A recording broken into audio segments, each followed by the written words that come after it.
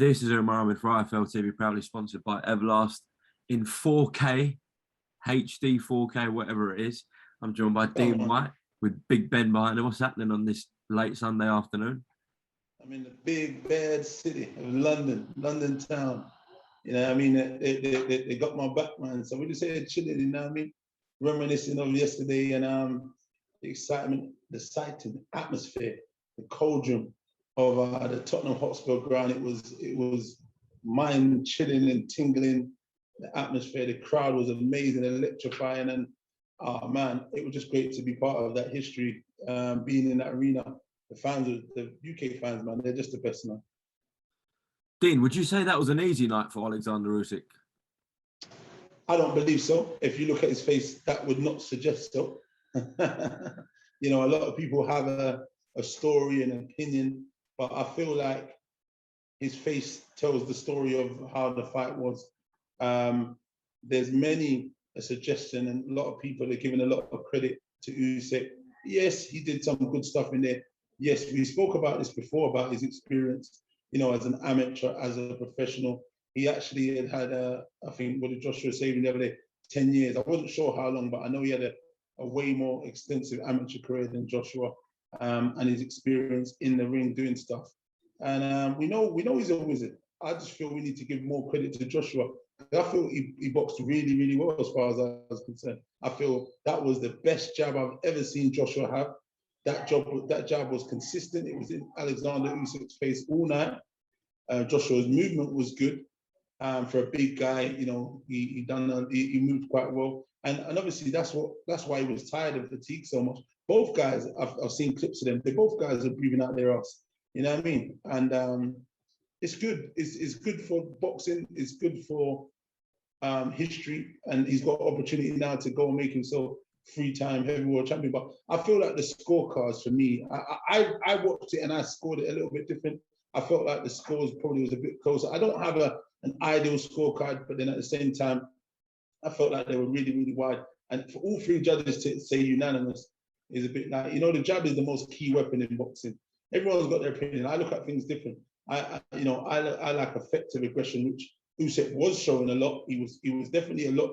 You know what I mean? He knew what was on the line. I said this the other day. This is his golden ticket to go and put it all on the line and get opportunity to, you know, write history for himself, his family, Ukrainian back in the books, and so on. And he done that.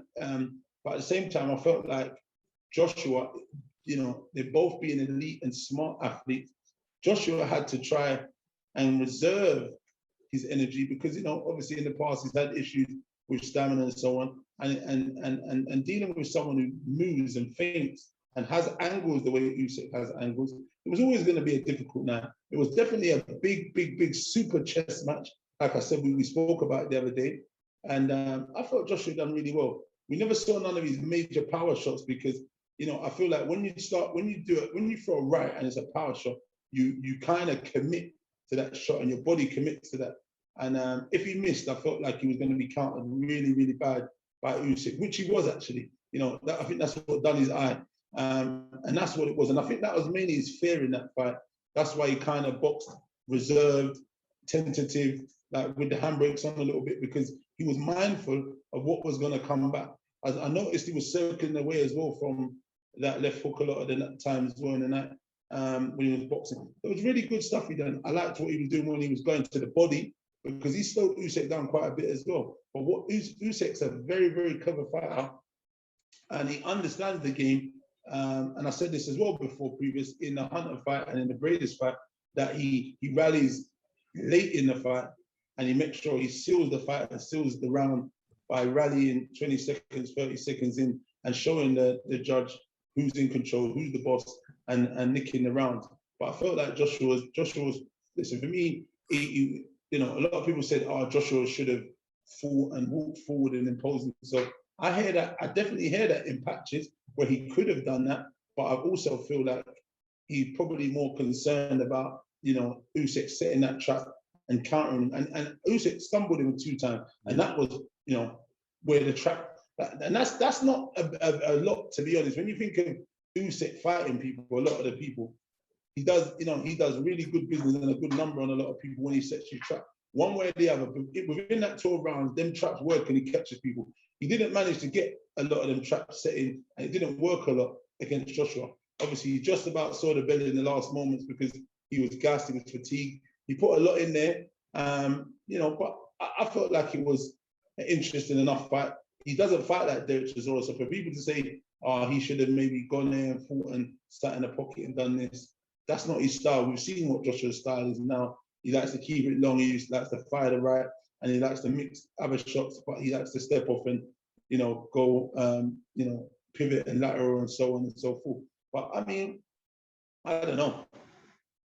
Would you not say at times in that fight, well, quite a lot during that fight, that Usyk was out jabbing Anthony Joshua? Do you know what? I'm not gonna lie. I remember I did say to you I was actually gonna go back and watch it. I literally just started watching it a little bit, and I'm only on round one, so I need to watch the whole fight again. You know, it's different from inside the arena. It's different from where we were sitting, because where I was sitting, like down there, it was close, but it wasn't close because there are people standing in front of you and blocking, and you know you can see things, but it's a whole different thing. So I need to watch the fight back properly and assess it. But I felt like Anthony Joshua was doing a good. I felt like he was doing. I know people were talking about he could have had a bit more mustard on the shots, his jab. But you know, if you put too much sting on them, it's obviously the big muscular guy is a big heavyweight. He's not going to be able to last the course. So I felt like the rhythm of the jab was quite nice. It was fluid. His movement was fluid. I literally need to get a rerun of it and see exactly. But I just don't think that the scorecard, what was there, for me, it just seemed, was it 4 or 5 rounds? You know, but I could definitely see, you know, seeing clips and seeing what Usyk was doing and trying to envision it in my mind again. I could see the aggressive assertiveness, what he was doing with his feet and kind of, you know, mixing up his shots and stuff. And he throws shots from weird angles. There were some hooks where he was from, which was crazy. You know what I mean? So I don't know, man. It depends what you like. You know what I mean? But there's a mixed emotion and a mixed bunch of opinions. Obviously, the consensus is that a lot of people had Usyk winning rightfully. I felt it was just a little bit closer. Yet again, I thought that with Derek Chisora also against Usyk, I thought that was a more compelling and a more aggressive and strenuous match. And I felt like Derek done a great job in that fight. But yeah, again, styles make fights, and obviously, you know, this is another one where, you know, the scorecards is how they are, and the decision went how it went. Dean, with the prospect of Anthony and Alexander being tied up in a rematch, kind of early 2022, with Tyson and your brother boxing very soon in October, if they both win their fights, do you think that potential fight between Tyson and Dillian is actually a bit closer now because of last night? Because Anthony and Alexander are going to be tied up. There is a possibility, but what we've got to bear in mind, Dillian has a very, very, very hard fight in front of him. And it's a southpaw. Another tricky customer who believes in themselves, has got a will to win, that has got the desire and purpose to win, has only lost once to arguably, you know, pound for pound, one of the greatest in the heavyweight division, lineal champ, WBC champ, so on and so forth.